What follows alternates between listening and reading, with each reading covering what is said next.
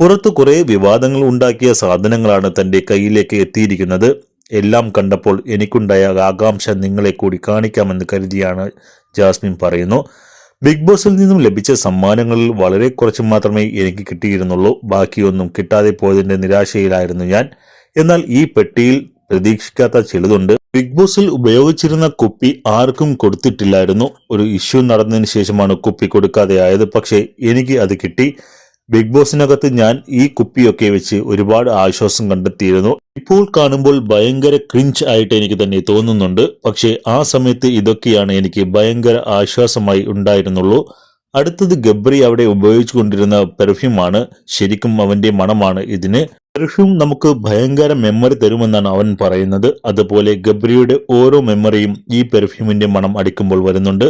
എല്ലാവർക്കും ഓരോ കോയിൻ സമ്മാനമായി കിട്ടിയിരുന്നു. എത്രയൊക്കെ പണമില്ലാതെ വന്നാൽ പോലും